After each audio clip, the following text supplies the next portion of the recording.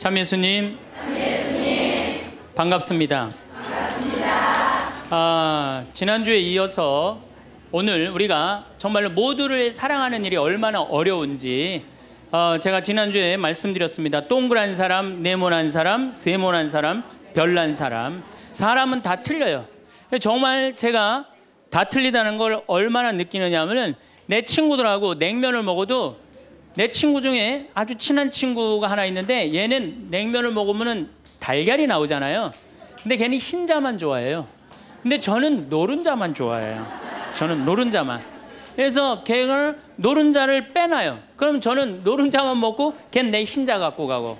사람이 정말로 틀리는 것 같아요. A형하고 B형하고 A병하고 O형하고 밥을 먹었어요. 넷이서 밥을 먹었는데 성격이 다른 거죠.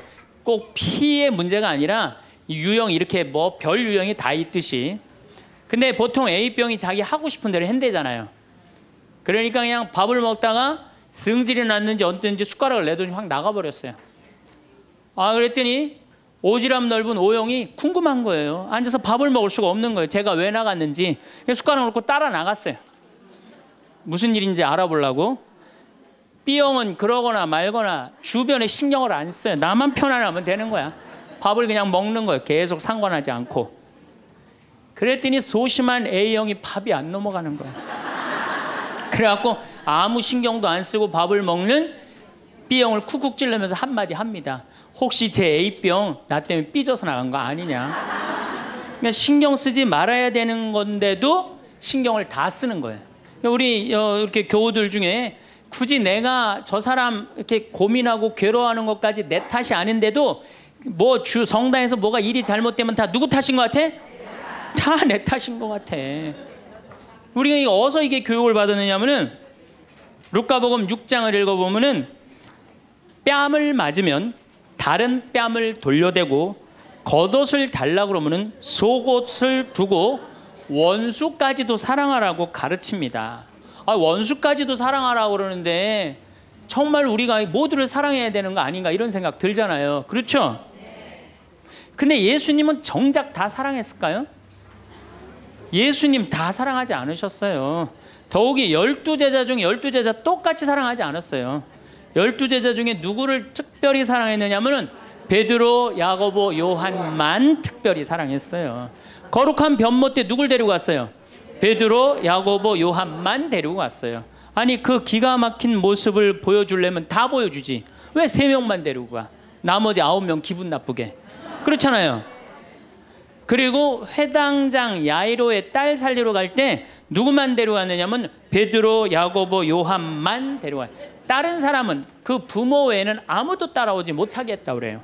못 따라간 제자들 섭섭할 것 같아, 안 섭섭할 것 같아요?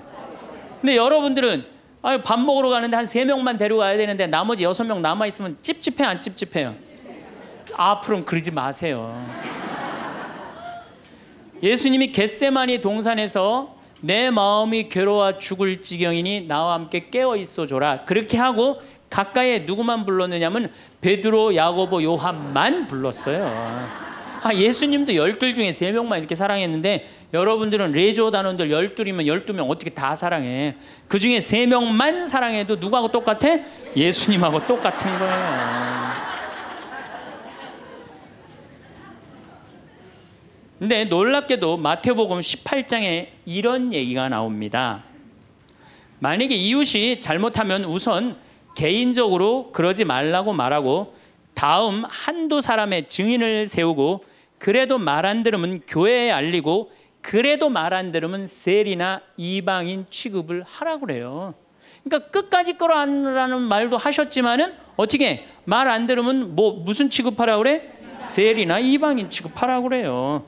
마태복음 23장을 보면은 바리사이파, 사두가이파, 성구갑 이마에 팔 놓고 다니면서 일반 사람에게는 무거운 짐 지어놓고 자기는 손 하나 까딱하지 않는 이들에게 회칠한 무덤, 독사의 족속이라고 욕을 해대요, 예수님이.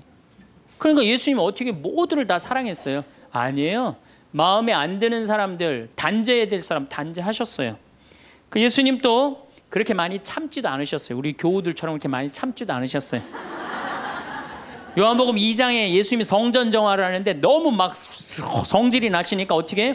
상을 둘러엎고 채찍질로 그냥 정말로 난리를 치세요. 그러니까 여러분들도 이제는 너무 참지 마세요. 그러다가 여러분들 누가 다쳐요? 내가 다쳐요. 그런데 성당에 나오면 자기를 버리고 자기 목숨을 구하려 하지 말고 예수님 십자가를 지고 따라야 된다. 이 말이 꽉 귀에 들어오는 거예요. 순교자들이 이렇게 사셨다. 순교자들이. 우리들도 하느님 제대로 믿으려면은 순교자나 예수님처럼 그렇게 십자가 지고 참아야 된다. 뭐 그리고 우리 또 선조들은 또 얼마나 대단해요. 막 피가 그냥 뼈가 튀어나오도록 맞으면서도 그걸 다 참고 배교하지 않고 하느님 사랑하고 그냥 그 사람들도 구원해서 기도했잖아요. 그냥 자기를 미워하고 남을 위해서 살아야 한다고 자기에게 어떤 일이 있더라도 주님께서 주시는 십자가라고 생각하고 참고 살아야 된다. 이렇게 우리는 이 말씀에 눌려 살아요. 이걸 뭐라고 그러냐면 십자가 컴플렉스라고 그래요. 십자가 컴플렉스. 나도 십자가를 져야 된다. 예수님이 손목에 못 박혔을 때 얼마나 아팠을까? 그거 그냥 심줄을 뚫고 지나갔을 때 얼마나 아팠을까? 발목 못 박히셨을 때 얼마나 아프셨을까? 그러니까 나를 죽이려고 애쓰고 웬만한 일은 주님은 주시는 시련과 십자가라고 참고 견디고 살면은 내면에는 기쁨이 하나도 없고 정신적 질병에 시달리는 경우가 많아요. 순교가 아니라. 그래갖고 그냥 우리 천주교 교우들은 이혼도 못하고 살아요. 남편이 그냥 맨날 술 먹고 때리고 빚지고 노름해. 도저히 뭐 아이들을 데리고 살 수가 없어. 그래갖고 그냥 구역장님이나 레지오 단장님한테 상담을 합니다. 나는 정말로 이제 도저히 저 남편하고 못 살겠다고. 그냥 열심한 구역장님이나 레지오 단장님이 한마디 해요. 아유, 데레사 자매, 십자가에 계신 예수님 생각을 해야지. 십자가에 계신 예수님 생각하고 어떻게 하라는 거야? 참고 살아라니까. 그러니까 참고 살려니 이 자매는 기쁨이 있어요, 없어요? 기쁨이 없는 사람들의 특징이 뭐냐? 선교를 못해요. 기쁨이 없는 사람들은 선교를 못합니다. 왜? 개신교는 정말로 막 하느님 믿으면서 기뻐, 즐거워. 그러니까 주위에 이제 막 세상에서 힘든 사람들한테 뭐라고 그러냐면 우리 교회 가자. 우리 교회 가면은 정말로 기뻐, 구원받을 수 있어, 정말 행복할 수 있어. 그리고 막 끌고 가요. 근데 우리 기쁨이 없는 천주교 교우들은 주위에서 힘들고 고통스러운 사람이 있으면은 성당 가자는 말이 안 나와요. 왜? 너도 한번 나하고 성당 가서 십자가 지고 한번 참아 볼래? 이 말이 안 나오는 거예요. 그래서 우리 천주교는 참고 살아야 되기 때문에 신앙생활이 우울해요. 개신교는 기쁨, 찬양, 영광, 감사, 아멘, 알렐루야 이런 거거든요. 근데 우리는 우울해. 우리 교우들은 그냥 봄판공, 가을판공, 양심성찰, 십자가의 길, 뭐 참회의 절 이런 거란 말이에요. 그냥 기쁨이 없는 신앙생활. 여러분들 죽을 때까지 참고 사느라고 기쁨 하나 없이 우울하게 산다면은 이분은 아마 지옥 맨 밑바닥에 갈 가능성이 많아요. 단테의 신곡을 읽어보면은 지옥 맨 밑바닥에 많은 사람을 가둬놨어요. 그래서 이 사람들한테 물어봤어요. 이 사람들은 살아생전에 무슨 죄 때문에 지옥 맨 밑바닥에 왔습니까?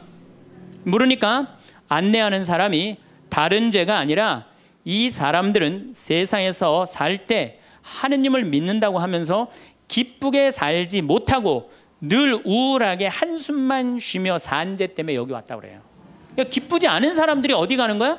지옥 가는 거예요. 그러니까 이 세상에서 기쁘게 산 사람은 천당 가는 거고 이 세상에 우울하게 산 사람들은 어디가? 지옥 가는 거야. 그러니까 여기 있는 분들 중에 지금 내가 십자가 지느냐고 우울하고 이런 분들 어디 갈 가능성이 많아? 지옥 갈 가능성이 많아요. 그래서 우울한 사람이 가는데 아예 정해놨어요. 제 5억에 간대. 지옥 중에. 지옥 1억부터 9억까지 있는데 5억에 간대. 5억. 슈바이처 박사는 물 없는 강처럼 기쁨 없는 그리스도인, 기쁨 없는 신앙, 기쁨 없는 사람이 세상을 피곤하게 한다는 거예요. 여러분들 성당에서 나온다고 딱 모임을 가졌는데 그냥 우울하게 이렇게 앉아 있으면은 그 사람 보고 있으면은 피곤해요, 안 피곤해요? 반짝반짝 웃는 사람이 있으면 기분 좋아요, 안 좋아요? 그러니까 기쁨이라는 게 굉장히 중요한 거예요. 참느냐고 그냥 이러지도 못하고 저러지도 못하고 그렇게 살면 안 된다는 거죠. 여기 지금 우리 교우들 지금 옷 입고 온 거 보면은 다 까만색이야, 다 지금. 아니, 명동으로 오면 좀 색깔을 이쁘게 입고 와야 될 거 아니야. 명동에 나오는데. 근데 우리는 화려한 옷 입으면 안 돼. 우리 천주교 교우들은. 내가 그 개신교 설교하러 갈 때 정말로 제가 많은 걸 배웠어요. 뭘 배웠느냐면은 예배하러 한 300명 정도가 나왔는데 전부 다 예쁜 옷을 입고 나왔어요. 정말로 축제에 오는 것 같은. 그러니까 주일 예배하러 오는 것 같은. 근데 우리 지금 여기도 지금 얼마나 까만지 몰라요, 지금. 그런데 예수님께서도 기쁨을 굉장히 강조하십니다. 저는 요한복음 13장, 14장, 15장, 16장, 17장, 18장 이거 여러분들 꼭 한번 묵상해 보세요. 왜 이걸 묵상해야 되느냐? 요한복음 13장에 예수님이 제자들의 발을 씻어줘요. 발을 씻어주고 최후의 만찬을 하세요. 그리고 14장에 뭐라고 그러느냐 하면은 성령께서 오실 거다, 내가 가도. 그러니까 성령을 보내주실 것을 말씀하시면서 당신이 아버지께로 가는 걸 기뻐하라고 그래요. 이제 곧 18장이면 잡히실 거거든요. 잡히실 것인데도 불구하고 예수님은 제자들하고 마지막 작별 유언을 하면서 기쁨에 대해서 말씀을 하세요. 기뻐해라. 요한복음 15장에는 나는 포도나무요 너희는 가지로다. 너희들은 나한테 붙어 있어라. 그래야만이 많은 열매를 맺는다. 이 말씀을 하세요. 근데 11장에 이런 말씀을 하세요. 내가 이 말을 한 것은 내 기쁨을 같이 나누어 너희 마음에 기쁨이 넘치게 하려는 것이다. 아니, 이게 오늘 저녁에 붙잡혀서 돌아가실 예수님 입에서 나올 말이에요. 그런데 예수님이 지금 돌아가심에도 불구하고 마음이 기쁘신 거예요. 그래서 내 기쁨을 너희에게 흘러 넘치게 하려는 것이다. 그러니까 죽기 전에도 기쁘셨던 거예요, 예수님은. 왜? 뭐가 열리니까? 천국 문이 열리니까. 16장 22절에는 진리의 성령을 보내주실 것을 다시 한번 약속하시면서 내가 다시 너희와 만나게 될 때에는 너희 마음은 기쁨에 넘칠 것이며 그 기쁨은 아무도 빼앗아가지 못할 것이다. 구하여라 받을 것이다. 너희는 기쁨에 넘칠 것이다. 예수님은 장마다 말씀하시네. 13장, 14장, 15장에 걸쳐서 16장에 걸쳐서도 말씀하시고 17장에 아버지 이 사람들이 하나 되게 해주십시오. 아버지와 나는 하나입니다. 많이 들어봤죠? 네. 이 말씀 끝에 이렇게 말씀하세요. 지금 나는 아버지께로 갑니다. 아직 세상에 있으면서 이 말씀을 드리는 것은 이 사람들이 내 기쁨을 마음껏 누리게 하려는 것입니다. 성서에 보면 온통 기쁨밖에 없는 거예요. 기쁨. 아니 지금 저 18장이면 잡으셔서 돌아가실 분이 마지막 유언에 마지막으로 하신 말씀이 뭐예요? 기쁨이에요. 기쁨. 그렇다면 여러분들은 신앙생활하면서 기뻐야 되지 않아요? 기뻐야 되는데 왜 이렇게 우울해? 왜 이렇게 청승을 떠냐 이거예요. 데살로니가 전서 5장 16절에 유명한 얘기죠. 항상 기뻐하시오. 그렇죠? 끊임없이 기도하시오. 어떤 처지에서든 감사하시오. 저는요 이 구절보다 더 중요한 구절이 있어요. 그 다음 구절이 이것이 우리 주 예수 그리스도를 통하여 드러내신 하느님 아버지의 뜻입니다. 그러니까 여러분들이 항상 기뻐하고 어떤 처지에서든 감사하고 끊임없이 기도하는 것은 누가 예수님을 통하여 드러내신 누구의 뜻이야? 하느님의. 그러니까 기쁨과 감사는 우리의 본질이에요. 본질. 그러니까 우리가 신앙생활에 기뻐야 돼요. 필립보서 4장 4절 이 베드로 바오로 사도가 감옥에 갇혀서 쓴 거래요. 유명한 얘기예요. 주님 안에서 항상 기뻐하십시오. 다시 말합니다. 기뻐하십시오. 그래서 필립비서에 기뻐하라는 말을 16번이나 해요. 16번이나. 그리스도 안에서 기뻐하라고. 그러니까 여러분들은 신앙생활하면서 기뻐야 돼. 예수님이 일생 수고순환하셨기에 우리도 일생 수고순환해야 된다고 이야기하는 사람들 이거 잘못 알고 있는 거예요. 여러분들 신앙생은 신앙생활은 기뻐야 돼. 근데 우리 천주교 교우들은 무조건 우리는 우울하게 해야 돼. 누가 강력하게 우리 가운데 앞에 있어? 십자가가 있으니까. 그러니까 성가를 들어봐도요, 미쳐요. 이제 조금 있으면 대림절 시작되는데, 대림절 때 내가 제일 복장 터지는 성가가 뭐냐면 구세주 빨리 오사, 이 성가가. 이 노래를 어떻게 부르느냐면 구세주 빨리 오사 어둠을 없이 하며 동정 마리아에서 탄생하옵소서 이렇게 부른단 말이야. 근데 이 노래는 이렇게 부르면 절대 안 돼요. 이 노래는 못 갖춘 마디로 시작해서 8분의 6박자야. 강량약, 중강량약. 이거 춤추듯이 불러야 되는 거예요. 어떻게 불러야 되느냐면 구세주 빨리 오사 어둠을 없이 하며 동정 마리아에서 탄생하옵소서 이렇게 불러야 되는데 우리 교우들은 어떻게 부르느냐면 원조들이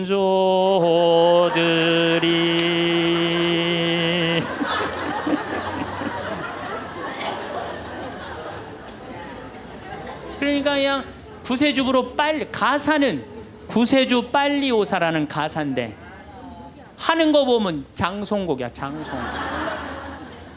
기쁨이 없는 거죠. 사실 저도 신앙을 키운 결정적인 동기는 십자가입니다.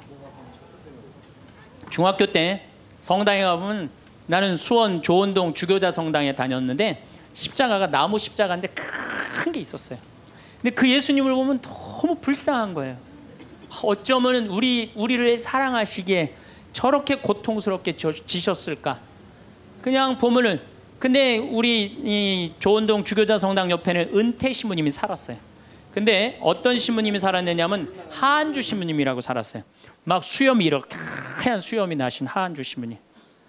이 신부님이 얼마나 무서웠느냐면은 우리 어렸을 땐 성체험할 때 그리스도의 몸은 아멘하고 혀로 내밀었잖아요. 혀를 안 내밀면 입 벌리라고 소리를 질렀어요. 그래갖고 그 신부님이 나와서 미사를 하면은 그 줄에는 아무도 안 갔어요. 다 보자 신부 줄에 가갖고 다 성체험하고 그래. 근데 나는 중학교 2학년 때부터 신학교를 가려고 그랬으니까 신부님 집에 놀러를 자주 갔어요. 놀러를 가면 신부님 집 거실에 뭐가 써 있느냐면 님 쓰신 가시관이라는 시가 쓰여 있어요. 님의 전생애가 마냥 슬펐기에 님 쓰신 가시관을 나도 쓰고 살으리라. 이튿날 님이 날 보시고 임이 보시고 날 닮았다 하소서. 이튿날 나를 보시고 임 닮았다 하소서. 이 세상 다할 때까지 당신만을 따르리라. 그 시를 보는데 가슴에 팍 와닿더라고요. 님의 전생애가 마냥 슬펐기에. 얼마나 이게 이 중학생 그 가슴에 와닿아요. 우리 님이 한 번도 기쁘지 않고 전생애가 마냥 슬펐기에 나도 님 쓰신 가시관을 나도 쓰고 살으리라. 얼마나 이게 가슴에 와닿아요. 여러분도 그렇지 않아요? 전생애가 고통스러웠더니 불쌍하지 않아 예수님? 그래갖고 나도 그 님의 전생애가 마냥 슬펐기에 님 쓰신 가시관을 나도 쓰고 살으리라. 그거 하려고 신학교 들어갔어요. 신학교 들어갔더니 이번에는 신학교에서 신상옥이라는 친구가 지금도 활동 열심히 하고 있죠. 이걸 곡으로 써놨는데 기가 막힌 거예요. 우리 신학생들이 파티하고 축제 끝나면은 맨날 맨 마지막에 우리 신학생들이 이렇게 어깨 동무하고 부른 노래가 이 노래예요. 비장하게 부르는 거죠. 왜? 이 세상 다할 때까지 당신만 따른다고 신학생 포기하지 않고 신부로 살고 죽을 때까지 당신만 따르리라. 그러니까 어깨 동무하고 뭐 어떻게 부르느냐? 님은 전생애가 마냥 슬펐기에 님 쓰신 가시관을 나도 쓰고 살으리다. 이튿날 님이 보시고 날 다 하소서. 이른 날 나를 보시고 임달마다 하소서. 이 세상 다할 때까지 당신만 따르리라.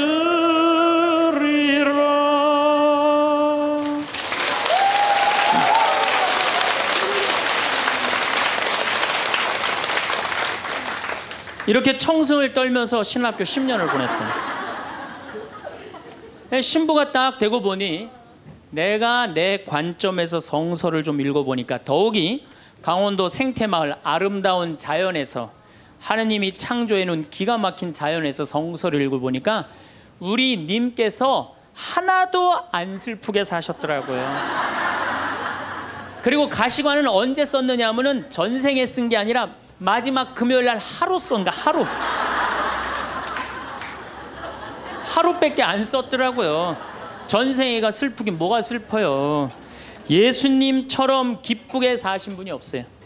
성서에 예수님을 표현하길 뭐라고 그랬냐면은 예수님은 먹보요 술꾼이라고 그래요.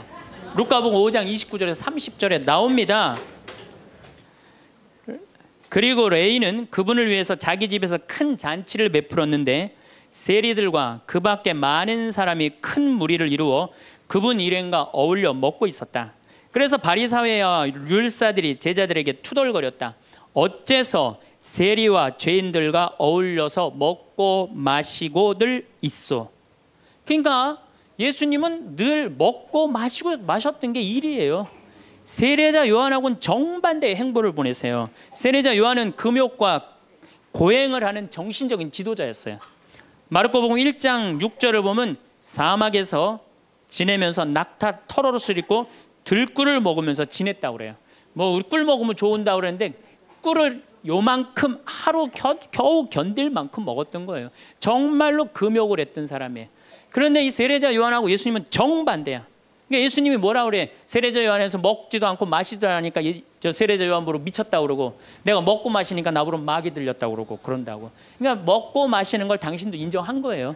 먹고 마시는 걸 참 좋아하셨어요. 예수님처럼 축제 좋아하신 분이 어디 있어요? 예수님은요 잔치집마다 쫓아다닌 분이 예수님이에요.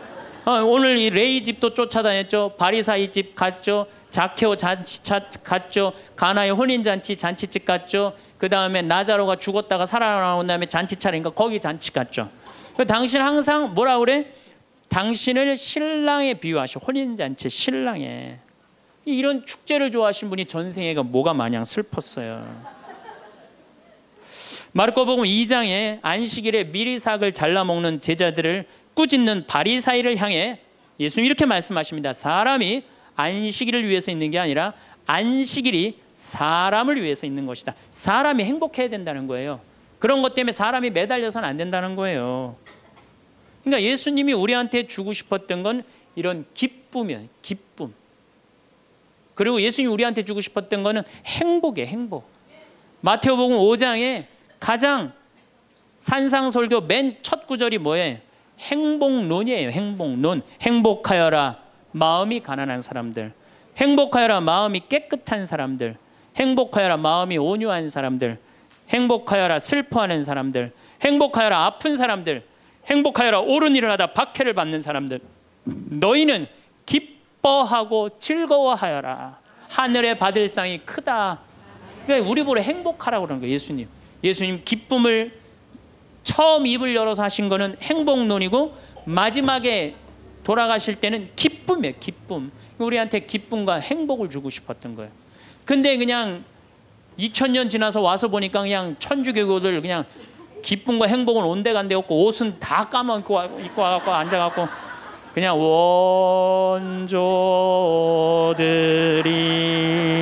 원조들이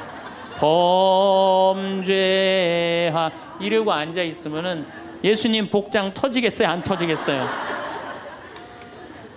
또 예수님이 우리한테 주고 싶었던 게 행복, 기쁨뿐만 아니라 평화입니다. 이것도 우리 신앙생활에 아주 중요합니다. 예수님이 돌아가셨어요. 그리고 부활하셨어요. 3일 만에 부활하셨어요. 제자들한테 뭐라고 그랬냐면은 나는 3일 만에 다시 살아날 것이다. 근데 제자들은 이해를 못했어요. 죽고 난 다음에 살아난다는 말을. 그래갖고 예수님 돌아가시는 걸 보고 다 도망가 버렸어요. 이제 우린 끝이다. 그래갖고 심지어 어떤 제자들은 고기, 원래의 직업으로 돌아갑니다. 고기 잡으러 가요. 이제 우린 끝났으니까. 아니 그렇게 3년 동안 그렇게 가르쳐놨는데, 그렇게 배신했는데 얼마나 열받아요, 예수님은. 근데 예수님이 3일 만에 딱 살아나서 제자들 앞에 나타나요. 제자들이 당황스럽겠어요, 안 당황스럽겠어요? 우린 끝났는 줄 알았는데 다시 나타나니까 얼마나 당황스러워요. 그리고 나타나려면 1년 후에 나타나면 덜 미안해잖아요. 배반은 해놨는데 3일 만에 나타나면 얼마나 미안해요. 마음이 기쁘기도 하고 혼란스럽기도 한 거야. 근데 예수님이 이렇게 말씀하십니다. 너희들 내가 3일 만에 살아난다고 그랬느냐 안 살아난다고 그랬느냐, 왜 배반했느냐, 이렇게 따지지 않으세요. 입을 열어 하신 말씀이 뭐냐면은 평안하냐, 내가 너희에게 평화를 주노라. 예수님이 우리한테 주고 싶었던 거는 우리가 아무리 배반하고 나쁜 짓을 했어도 예수님이 나하고 마주쳤을 때는 우리가 당황하지 말고, 그렇죠? 미안해하지 말고 그러라고 무슨 말부터 건네세요? 평안하냐, 내가 너희에게 평화를 주노라. 그러니까 예수님이 주고 싶었던 게 평화야. 자, 여러분들, 내가 성당 다니는데 기쁘지도 않고 행복하지도 않고 평화롭지도 않아. 성당 다니는 이유가 있는 거예요, 없는 거예요? 없는 거예요. 그러지 않으면 뭐하러 성당을 다녀요? 예수님이 가장 주고 싶었던 건데. 또 예수님이 우리한테 주고 싶었던 게 사랑이야. 요한복음 13장에 당신이 돌아가실 때가 알자 못내 사랑하던 제자들을 극진히 사랑하셨다고 그래요. 극진히. 얼마나 제자들을 사랑했으면 극진히 사랑했다고 그래요. 최후의 만찬 때 밥 먹으면서 누가 배반할 건지 막 자기네들끼리 의견이 분분했잖아요. 사도 요한이 예수님 가슴에 기대서 밥을 먹었어요. 베드로가 물어보라고 그래요. 예수님한테, 사도 요한한테 누가 배반할 건지. 저는 이 밥 먹는 장면에서도 예수님의 사랑을 느껴요. 마지막에 떠나면서 밥 먹는 장면에도. 여러분들, 본당신문하고 회식을 해요. 너무너무 본당신문이 잘생기고 편안하고 좋아. 그래갖고 그냥 먹던 밥을 들고 가고 신부님 가슴에 기대서 먹을 수 있는 분 계세요? 예수님의 품은 굉장히 넉넉하셨어요. 우리를 다 끌어안아 주시는. 그러니까 예수님이 우리한테 주고 싶었던 게 기쁨, 행복, 평화, 사랑. 그 다음에 맨 먼저 하실 나는 너희에게 복음. 복음, 이게 영어로 뭐래? 굿뉴스. 다 알죠? 굿뉴스입니다. 좋은 소식을 전하러 온 거예요. 나는 하늘나라의 복음을 전하러 왔다. 굿뉴스, 좋은 소식을 전하러 오고, 예수님이 우리한테 최종적으로 열어주고 싶은 세상은 뭐였느냐 하면은 구원이에요. 구원. 근데 이 좋은 거를 갖고 내가 즐겁고 행복하게 살아도, 지금 현찬을 판국인데 우리가 그냥 우울하게 그냥 청승 떨면서 닮은, 옷도 다 까만 옷만 입고 다니고 말이야.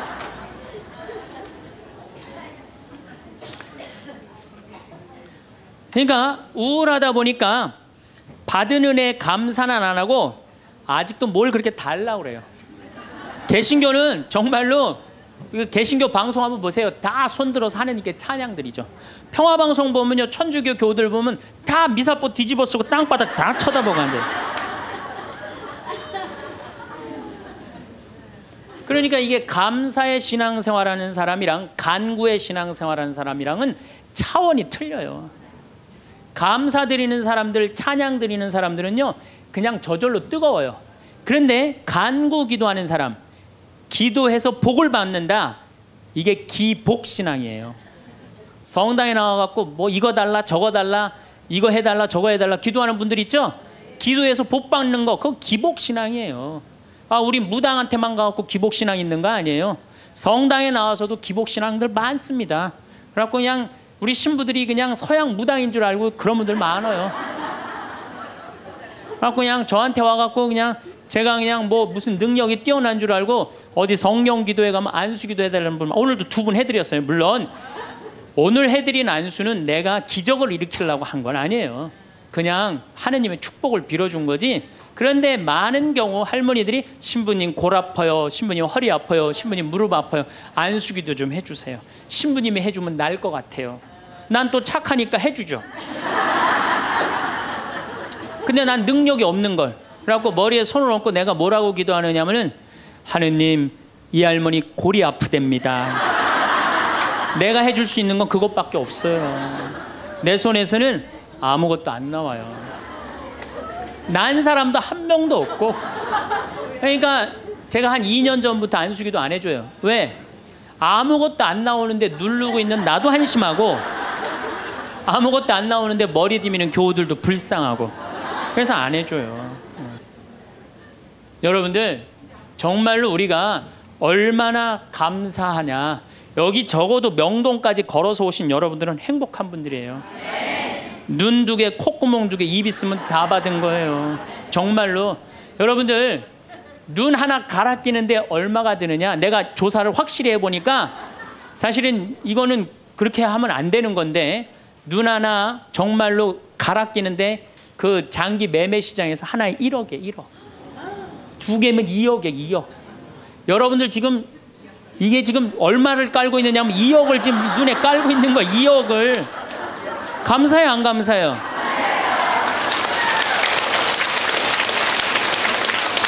만약에 내가 아무것도 안 보여. 그래갖고 저 신부 얼굴도 못 보고 반찬이 어떻게 생겼는지도 모르고 명동 성당이 얼마나 멋있는지도 모르고, 그렇지 않아요? 아무것도 지금 다 보고 있는데 얼마나 감사해요. 감사하지 않아요? 감사해요. 신장 하나 갈아 낀데 3천만 원, 간 갈아 낀 데는 7천만 원이에요. 이것만 대충 따져도 3억을 여러분들 여기 지금 깔고 있는 겁니다. 근데 뭘 하느님한테 달라고 그래요? 다 주셨구만. 만약에 여러분들 내가 쓰러져 갖고 앰뷸런스에 실려간다. 1시간 산소호흡기 되는데 얼마를 내야 되냐면 36만 원 내야 돼요. 근데 여러분들 지금 공짜로 지금 오전 10시부터 지금까지 몇 시간 마신 거예요? 지금 5시간 마신 거예요. 한 200만 원 벌은 거지, 앉아서. 감사해요, 안 감사해요? 하루면 1,000만 원 버는 거예요. 이렇게 받은 은혜 감사하기도 바쁜데 뭘 그렇게 하나님한테 달라고 그러세요? 신부님, 빚이 너무 많아요. 빚도 걱정하지 말아라. 갚다 못 갚으면 죽으면 되지 뭘 걱정하고 그래. 제가 여러분들 죽으라고 그런다고 자살하라는 얘기가 아니에요. 중요한 건 뭐냐면 여러분들 지금 빚 걱정한다고 갚아줘요? 안 갚아줘요. 빚은요 세월이 갚는 거예요. 그럼 세월한테 맡기세요. 세월한테 맡기고 나 오늘 하루를 살더라도 즐겁게 살아요. 아깝지 않아 이 하루? 그렇죠? 그러면 오늘 하루 정말 즐겁고 행복하게 살다 보면은 빚도 시간 지나면 갚아지는 건데, 그걸 그냥 끌어안고 그냥 주님께서 여러분과 함께 마음을 드높이 우리 주 하나님께 감사합시다. 말로는 맨날 마땅하고 옳은 일이라고 그래. 말로는 미사 때마다 말로는 마땅하고 옳은 일이라고 그래.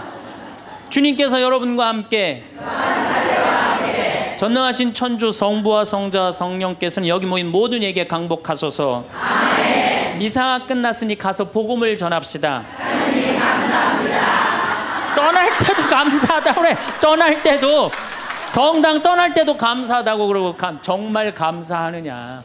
마음 안에 본질적으로 내가 2다리 있고 눈 있고 코 있으면요 여러분들 다 받으신 거예요. 근데 우리 천주교 교우들은요 감사하는 그 본질적인 게 안 되는 거예요. 이 하느님이 모든 거 내가 다 누리고 사는데. 저는 그 지선아 사랑해라는 그 시를 보면서요 가슴이 정말로 미어졌어요. 이 이화여대 다니던 지선이라는 이 아가씨는 얼굴도 정말 예쁘더라고요. 그런데 술 먹은 그 차가 쳐갖고 오빠가 학교에서 데리고 오는데 불이 난 거예요. 그리고 11번을 수술을 한 거예요. 온몸에 화상이 입어갖고. 근데 이 친구가 시를 썼는데 기가 막힌 시를 썼어요. 저는 짧아진 8개의 손가락을 쓰면서 사람에게 손톱이 얼마나 중요한 것인지 알게 되었고 1인 10억을 해는 엄지손가락으로 생활하고 글을 쓰면서는 엄지손가락을 온전히 남겨주신 하나님께 감사해. 개신교 다니나 봐요. 하나님께 감사한다는 거. 손가락 8개가 다 없어지고 엄지만 남았는데도 감사하다는 거예요. 근데 여러분들은 지금 뭐야? 10개 다 있잖아요. 감사해 안 감사해요? 이 엄지 두 개 가지고 지금 박사학위 지금 과정 받고 있대잖아요. 얼마나 대단해요. 더 기가 막힌 건 눈썹이 없어. 눈썹이 타서 없어졌는 모양이에요. 무엇이든 여과 없이 눈으로 들어가는 것을 경험하며 사람에게 이 작은 눈썹마저 얼마나 필요한 건지 알았다. 여러분들 지금 눈썹 있는 거 감사해 안 감사해? 감사하죠. 온전치 못한 오른쪽 귓바퀴 덕분에 귓바퀴라는 게 귀에 물이 들어가지 않도록 하나님이 정교하게 만들어 주신 거라는 사실을 알게 되었다는 거죠. 무엇보다도 건강한 피부가 얼마나 많은 기능을 하는지. 여러분들 지금 피부 다 갖고 계시죠? 그 친구는 다 타 없어서 피부가 없어요. 껍데기일 뿐 별것 아니라고 생각했던 피부가 우리에게 얼마나 소중한 것인지 알게 되었습니다. 그나마 남겨주신 피부들이 건강하게 움직이는 것에 감사했으며 하나님이 우리 몸을 얼마나 정교하고 세심한 계획 아래 만드셨는지 온몸으로 체험했습니다. 참. 하나님이 생명을 허락하신 이상 그의 생명은 충분히 귀중하고 존중받아야 할 삶입니다. 무슨 얘기냐? 여러분들 다 존중받아야 될 삶이에요. 내 꼬라지가 왜 이러냐, 내 처지가 왜 이러냐, 이런 생각하지 마세요. 사람들이 그런데요, 저러고도 살 수 있을까? 네, 이러고도 삽니다. 몸은 이렇지만 누구보다 건강한 마음임을 자부하며 이런 몸이라도 전혀 부끄러운 마음을 품지 않게 해주신 하나님을 찬양하며 이런 몸이라도 사랑하고 써주시려는 하나님의 계획에 감사드리며 저는 이렇게 삽니다. 누구보다도 행복하게 살고 있습니다. 정말로 이렇게 이 상황이 안 좋은 사람도 감사하고 찬양하고 그리고 살아가는데, 아니 눈 2개, 콧구멍 2개, 다리, 손가락 10개, 귓바퀴, 눈썹 다 있는 여러분들이 한탄을 한다, 원망을 한다. 이거 우리 지금 뭐가 잘못 살고 있는 거예요. 신앙인으로서 숨만 쉬어도 감사한 거예요. 숨만. 그리고 이 대한민국처럼 잘 먹고 잘 사는 나라 있어요? 이렇게 잘 먹고 잘 사는 나라 없어요. 제가 아무리 돌아다녀 봐도 한국처럼 좋은 나라가 없어요. 내가 일본에 가갖고 회를 정식을 시켰어요. 회를 정식을 시켰는데 딱 2점 나오더라고요. 그래서 나는 그게 맛백인 줄 알았어. 맛백이. 그래서 홀딱 먹었어요. 아무리 기다려도 회가 안 나오는 거예요. 그래서 가이드를 불러서 왜 회가 안 나오냐 그랬더니 아까 2점 먹은 게 정식이라는 거예요. 일본 아이들은 가서 보니까 2점, 3점밖에 안 먹어요. 제가 지난 2월 달에 미국 플로리다 쪽에 강의를 갔어요. 마침 근사한 식당에 초대를 받아서 스테이크를 먹게 됐어요. 야, 호텔에서, 그것도 그냥 회원만 먹는 호텔에서 스테이크를 먹는다고 그러는데 진짜 스테이크 요만큼, 그 다음에 감자, 콩, 수프, 땡이에요. 땡. 아무것도 먹고 났는데 배고프더라고. 거기서 배고프다고 그럴 수도 없고. 근데 한국에 돌아가고 우리 집이 수원이야. 수원 갈비집들 많잖아요. 그래서 갈비집에 가갖고 갈비를 시켰는데 진짜 갈비 나오기 전에 상을 이렇게 하나 들고 나와요. 반찬. 그렇죠? 나는 갈비집 갈 때마다 궁금한 게 갈비 먹으러 가는데 게장이 왜 나오는지 난 이해가 안 돼. 게장 나오지. 그 다음에 또 뭐 나와요? 저기 뚝배기에다가 계란. 그렇죠? 요즘은 다 그거 나오더라고. 그 다음에 또 메추리알. 그 메추리알은 어디나 다 나오는 거고. 그 다음에 사라다 나오죠. 그 다음에 부침개 나오죠. 또 기다리시는데 배고프시다고 국수 말아서 나오죠. 그것만 먹어도 배불러요, 사실은. 그리고 이제 갈비가 4명이 가면 또 딱 4인분 나오면 그냥 그거 먹으면 배가 빵빵해요. 근데 우리는 배 빵빵하면 안 돼요. 배가 터질 때까지 먹어야 돼. 2인분을 더 시켜요. 그래갖고 그냥 배가 터질 때까지. 그래갖고 그냥 정말 배가 터지기 일보 직전이야. 그런데 대한민국에만 나오는 장면이 하나 있어요. 배가 터질 것 같이 먹었고 갈비뼈가 다 널브러졌으면은 아줌마 하나가 쓱 나와서 이렇게 물어봅니다. 냉면을 먹을래? 된장찌개를 먹을래?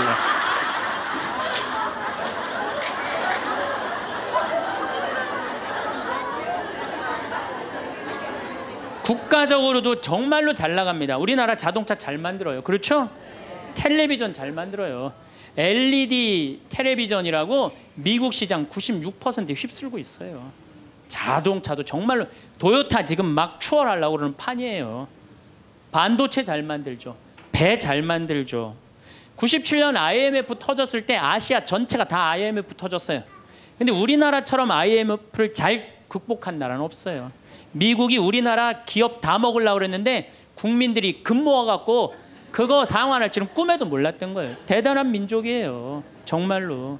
그리고 2008년 금융위기도 우리나라가 참 잘 극복했어요. 그럼 국민들이 이렇게 행복한 나라에 살면 자부심을 가져야 될 거 아니야. 그렇지 않아요? 요즘 잘 나가요. 여러분들 일본 소니가 우리나라 삼성에 떨어진 지 5년 됐어요. 5년. 그렇게 따라가려고도 안 되는 거예요. 예? 텔레비전 잘 만들지. 작년에는 일본이 무역 흑자 200억 달러였는데 우리나라는 400억 달러예요. 올해도 잘 나가고. 근데 뭐가 그렇게 불만이 많어. 만족하고 살면 되는데 국민들이 욕심이 너무 많아요. 여러분들 제가 세계 경제 10위권까지 들어간 나라 중에 다른 나라 침략하지 않은 나라가 없어요. 다 다른 나라 거 뺏어서 저렇게 잘 먹고 잘 사는 거예요. 우리나라가 작년에 수출 9위, 올해는 수출 7위가 올랐는데요. 경제 규모로는 15위지만은 그래도 경제권 10위권에서 이 조그만 나라에서 왔다 갔다 해요. 그런데 생각을 해봐요. 세계 10위권까지 들어간 나라 중에 다른 나라 침략해서 다른 나라 뺏어갖고 이렇게 잘 먹고 잘 사는 거예요. 미국 다른 나라 침략해 안 해요? 지금 이라크 석유 뺏어갖고 저렇게 잘 먹고 잘 살잖아요. 일본 침략했어요 안 했어요?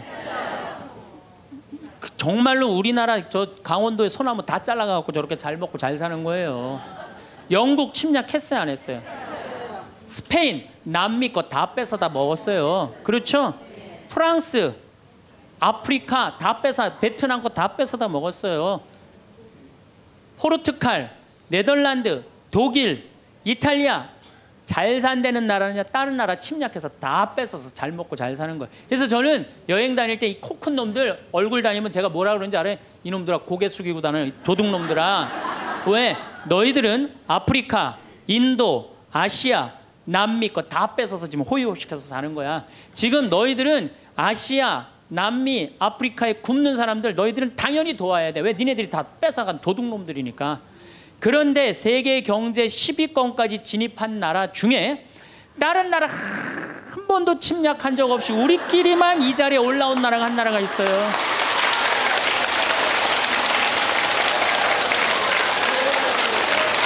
그게 바로 우리나라예요. 우리나라. 여러분들 정말로 저는 대단하다고 생각해요. 그래갖고 이 대단한 사람들이 모여갖고 살아갖고 우리나라 이름이 뭐냐면 대한민국이에요. 대한민국.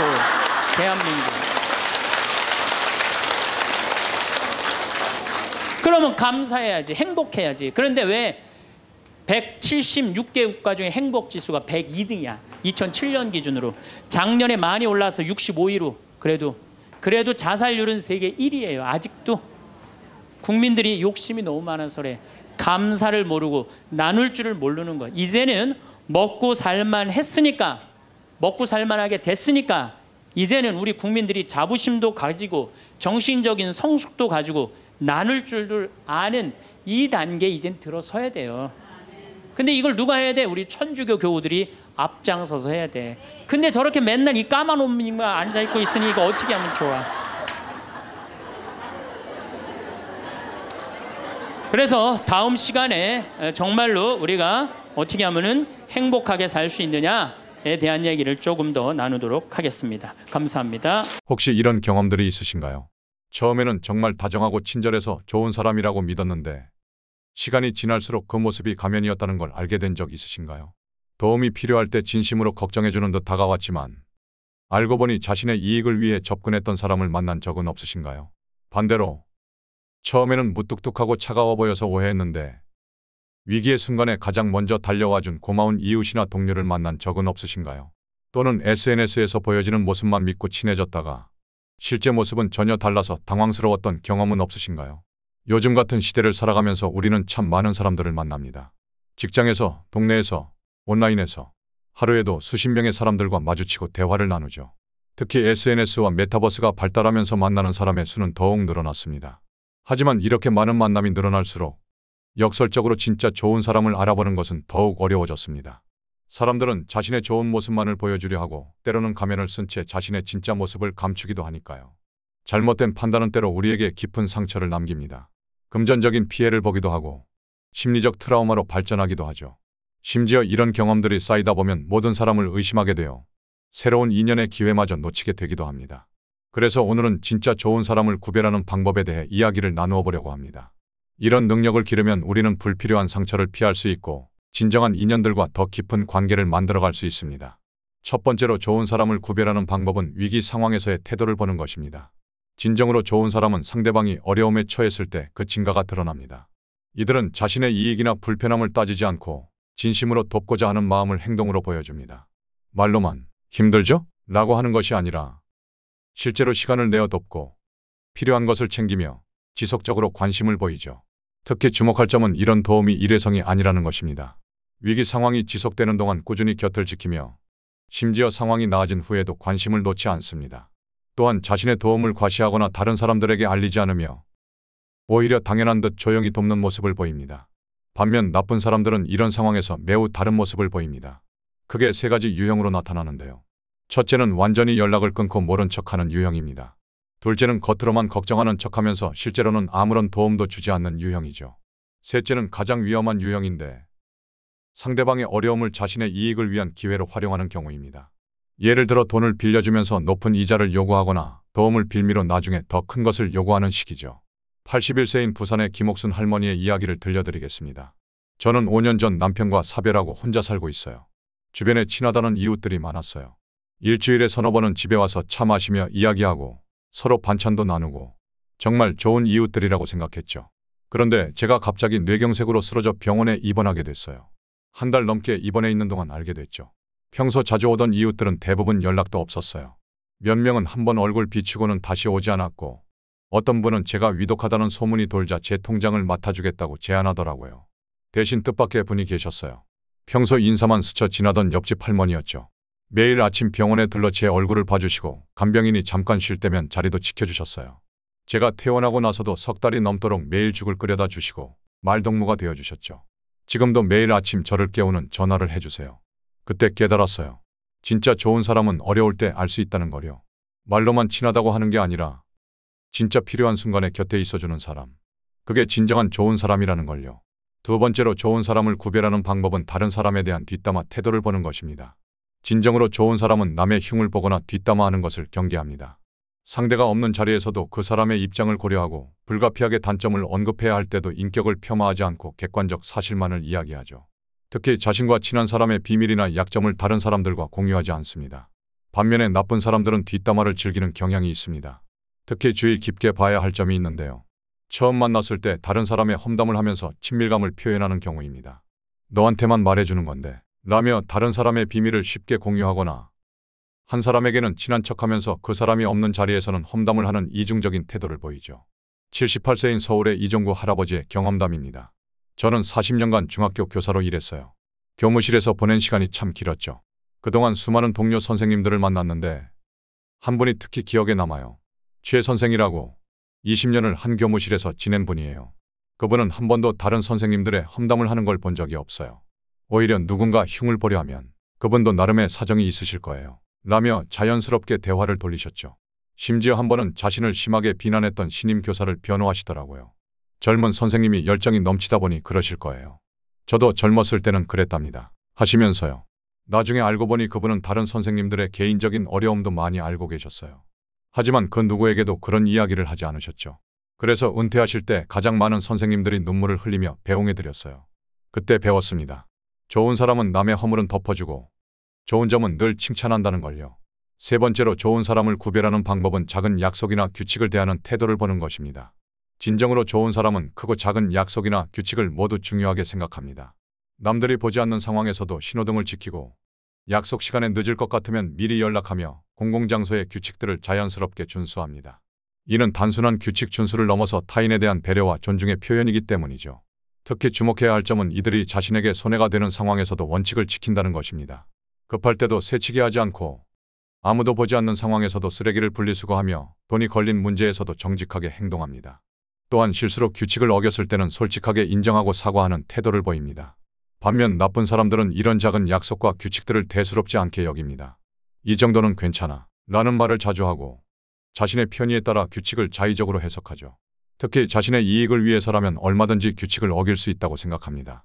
더 위험한 것은 이런 행동을 정당화하면서 오히려 규칙을 지키는 사람들을 비난하거나 비웃는 태도를 보인다는 점입니다. 76세인 대전의 박상철 할아버지의 이야기입니다. 저는 아파트 경비원으로 10년째 일하고 있어요. 수많은 주민들을 보면서 참 많은 것을 배웠죠. 특히 김 교수님이라고 103동에 사시는 분이 기억에 남아요. 매일 새벽 운동을 나가시는 분인데 한 번도 분리수거 시간을 어긴 적이 없으세요. 다들 편할 때 아무 때나 버리고 가는데 이분은 꼭 정해진 시간에 나오셔서 직접 분류해서 버리시죠. 한 번은 제가 교수님, 제가 대신 해드릴게요 했더니 아니에요. 이런 게 민주시민의 기본 자세죠 라고 하시더라고요. 얼마 전에는 주차장에서 작은 사고가 났어요. 새벽에 일어난 일이라 아무도 본 사람이 없었는데 교수님이 먼저 오셔서 제가 실수로 긁었어요. 주인을 찾아주세요 라고 하시더라고요. 찾아보니 306호 할머니 차였는데 할머니가 에이 그냥 두세요. 저도 모르는 긁힘이 많아요 라고 하셨는데도 끝내 수리비를 내셨죠. 그때 정말 감동했어요. 요즘 세상에 이런 분이 계시다니. 그분 덕분에 저도 더 정직하게 살아야겠다고 다짐했답니다. 네 번째로 좋은 사람을 구별하는 방법은 권력이나 지위가 있는 사람과 없는 사람을 대하는 태도의 차이를 보는 것입니다. 진정으로 좋은 사람은 상대방의 사회적 지위나 권력, 재력에 따라 태도가 달라지지 않습니다. 사장님에게 대하는 태도나 아르바이트생을 대하는 태도가 같고 학교 선생님을 대하는 모습이나 청소 아주머니를 대하는 모습이 다르지 않죠. 이는 모든 사람의 인격을 동등하게 존중하는 가치관이 몸에 배어 있기 때문입니다. 특히 주목할 점은 아무도 보지 않는 상황에서의 태도입니다. 좋은 사람은 다른 사람들의 시선이 없을 때도 경비원, 미화원, 배달원 등을 존중하고 배려합니다. 또한 자신보다 지위가 낮은 사람의 의견도 귀담아 듣고 그들의 노고를 당연하게 여기지 않으며 감사를 표현하죠. 반면 나쁜 사람들은 상대방의 지위나 권력에 따라 극명하게 다른 모습을 보입니다. 자신보다 높은 사람 앞에서는 지나치게 친절하고 아첨하는 반면 낮은 사람에게는 무시하거나 함부로 대하죠. 특히 힘이 없는 사람들에게 화풀이를 하거나 그들의 실수를 과도하게 비난하는 경향이 있습니다. 82세 인천의 황영자 할머니의 이야기를 들려드리겠습니다. 저는 20년 동안 큰 회사 구내식당에서 일했어요. 수많은 직원들을 보면서 그들의 진짜 인격을 알 수 있었죠. 특히 잊을 수 없는 분이 계세요. 이현무라는 이모님이었는데 아침마다 늘 먼저 인사를 건네시고 수고하십니다 라는 말을 잊지 않으셨어요. 어느 날은 제가 실수로 국을 쏟아 그분의 정장 바지에 얼룩을 묻혔어요. 너무 죄송해서 놀라 울먹이고 있는데 오히려 괜찮습니다. 제가 조심했어야죠 라며 저를 위로해 주셨어요. 더 감동적인 건 그분이 퇴직하시는 날이었어요. 마지막 점심시간에 주방에 찾아오셔서 20년 동안 맛있는 식사를 해주셔서 감사하다며 90도로 인사를 하시더라고요. 저희 같은 주방 아주머니들 한 명 한 명의 이름을 부르시며 작별 인사를 하셨죠. 나중에 알고 보니 그분은 고아원에서 자라나서 성공하신 분이었어요. 힘들 때 받았던 도움을 잊지 않고 모든 사람을 소중히 여기는 마음을 가지고 계셨던 거죠. 그때 배웠어요. 진정한 좋은 사람은 높은 사람에게나 낮은 사람에게나 한결같다는 것을요. 다섯 번째로 좋은 사람을 구별하는 방법은 자신의 실수나 잘못에 대한 태도를 보는 것입니다.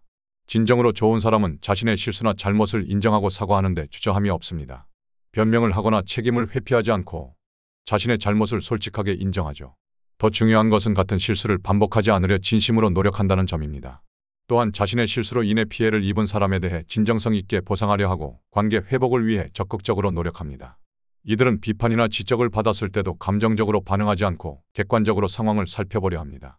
내가 부족했다 라고 말할 줄 알고 그것을 성장의 기회로 삼으려 하죠. 심지어 자신의 단점이나 부족한 점을 먼저 인정하고 개선하려는 모습을 보입니다. 반면 나쁜 사람들은 자신의 잘못을 절대 인정하지 않으려 합니다. 실수가 명백한 상황에서도 변명으로 일관하거나 다른 사람에게 책임을 전가하죠.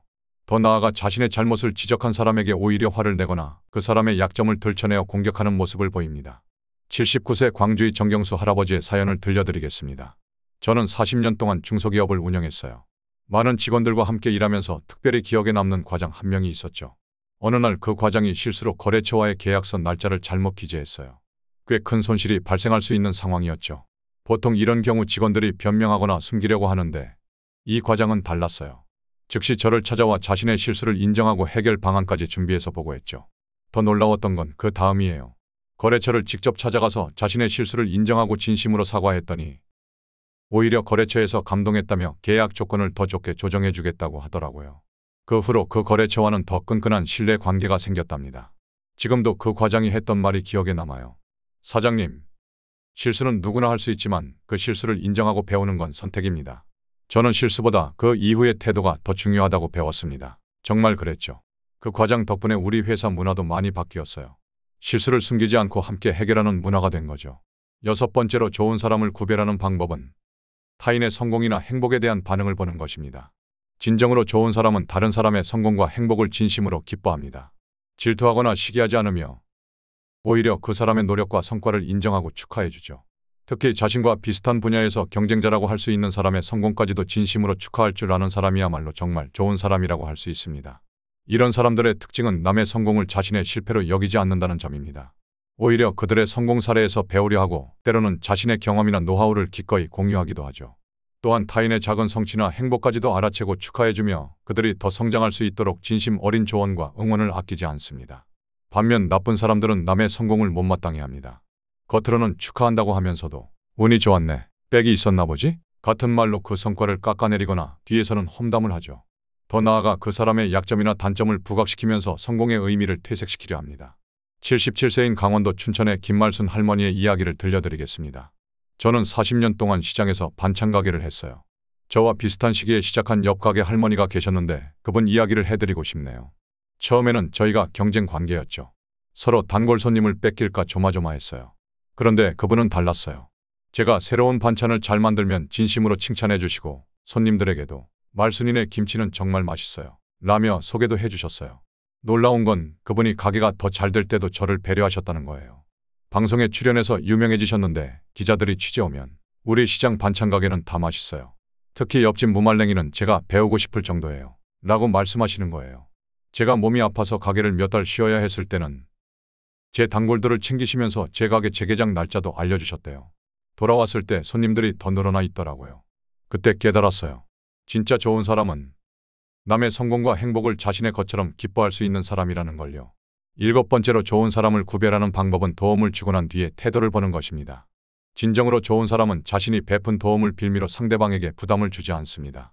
도와준 일을 언급하거나 과시하지 않으며 그것을 대가로 무언가를 요구하지도 않죠.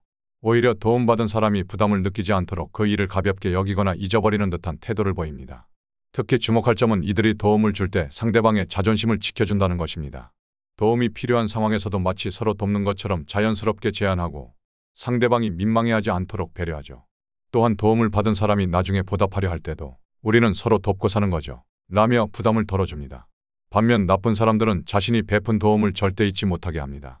기회가 있을 때마다 그 일을 언급하며 때로는 그것을 무기로 상대방에게 부당한 요구를 하기도 하죠.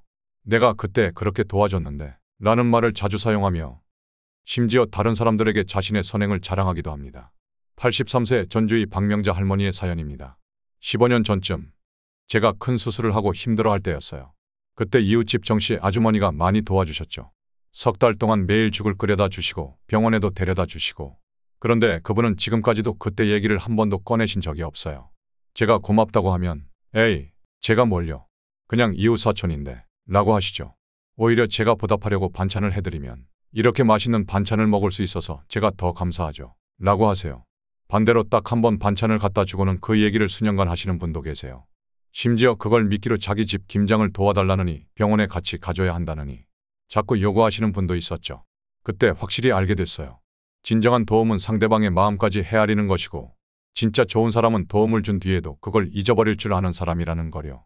8번째이자 마지막으로 좋은 사람을 구별하는 방법은 가족이나 가까운 사람들을 대하는 태도를 보는 것입니다. 진정으로 좋은 사람은 가장 가까운 사람들에게도 예의와 배려를 잃지 않습니다. 오히려 더 세심하게 신경 쓰고 감사를 표현하죠. 가족이나 친한 친구라고 해서 막 대하지 않으며 그들의 감정과 의견을 존중합니다. 특히 부모님, 배우자, 자녀들에게 보이는 태도는 그 사람의 진면목을 가장 잘 보여주는 거울이라고 할 수 있습니다. 이들의 중요한 특징은 일관성입니다. 외부에서 보이는 모습과 가정에서의 모습이 다르지 않죠. 직장에서 아무리 힘들어서도 집에서 짜증을 내거나 화풀이하지 않으며 가족들의 작은 노력도 알아주고 감사해야 합니다. 또한 가족 간의 갈등이 있을 때도 감정적으로 대응하지 않고 대화로 해결하려 노력합니다. 반면 나쁜 사람들은 흔히 내 가족이니까 라는 말로 무례한 행동을 정당화합니다. 바깥에서는 친절하고 예의 바른 척하면서 집에서는 전혀 다른 모습을 보이죠. 가족들의 희생은 당연하게 여기면서 자신의 기분에 따라 가족들을 함부로 대하는 경우가 많습니다. 84세인 부산의 장경우 할아버지 이야기를 들려드리겠습니다. 제가 40년 넘게 목수 일을 했는데 잊지 못할 젊은 목수가 있었어요. 그 친구가 특별했던 건 가족을 대하는 태도였죠. 매일 아침 출근할 때면 아내에게 오늘도 열심히 일하고 올게. 늘 고마워. 라고 인사하고 나왔어요. 점심시간에는 꼭 집에 전화해서 아이들 학교 생활을 물어보고 퇴근할 때는 항상 작은 간식거리라도 사들고 들어갔죠. 특히 인상 깊었던 건 매달 월급날이면 아내와 함께 가계부를 쓰고 다음 달 계획을 세운다는 거였어요. 장인어른 병원 수발, 집안일도 직장일만큼 중요하잖아요. 아내는 우리 가정의 공동 경영자예요. 라고 하더라고요. 어느 날 제가 물었죠. 젊은 사람이 참 대단하다. 어떻게 그렇게 할 수 있나? 그랬더니 이렇게 말하더군요. 제가 어릴 때 우리 어머니가 많이 힘드셨거든요. 아버지는 바깥에서는 친절하고 좋은 분이었는데 집에만 오면 달라지셨어요. 그때 다짐했죠. 나는 절대 그러지 말아야겠다고요. 진정한 좋은 사람은 가장 가까운 사람들에게 더 잘해야 한다고 생각합니다. 그 말이 지금도 가슴에 남아요. 우리가 진정 좋은 사람인지 알고 싶다면 가장 가까운 사람들에게 어떻게 대하고 있는지 돌아보면 된다는 거요. 여러분, 지금까지 좋은 사람을 구별하는 8가지 방법에 대해 함께 알아보았습니다. 이 내용들을 통해 우리가 꼭 기억했으면 하는 것이 있습니다. 진정으로 좋은 사람이란 겉으로 보이는 모습이 아닌 그 사람의 일상적인 작은 행동들 속에서 드러납니다. 위기의 순간에 보이는 진심, 힘없는 사람을 대하는 태도, 아무도 보지 않을 때의 행동, 가장 가까운 사람들을 대하는 모습, 이런 것들이 그 사람의 진정한 모습을 보여주는 거울이 되는 것이죠. 하지만 더 중요한 것은 이런 기준들이 단순히 타인을 판단하는 도구로 그치는 것이 아니라 우리 스스로를 돌아보는 나침반이 되어야 한다는 점입니다. 우리도 모르게 타인에게 상처를 주고 있지는 않은지, 진정성 있는 삶을 살고 있는지 되돌아보는 기회가 되었으면 합니다. 앞서 들려드린 어르신들의 이야기처럼 진정한 좋은 사람이 되는 것은 하루아침에 이루어지지 않습니다. 매 순간 작은 선택들이 모여 우리의 인격을 만들어가는 것이죠. 그래서 지금 이 순간부터라도 우리 모두가 조금 더 나은 사람이 되기 위해 노력했으면 좋겠습니다. 여러분의 삶에 진정으로 좋은 사람들이 더 많이 찾아오길 바라며 여러분도 누군가에게 그런 좋은 사람이 되시기를 진심으로 기원합니다. 긴 시간 함께해 주셔서 감사합니다.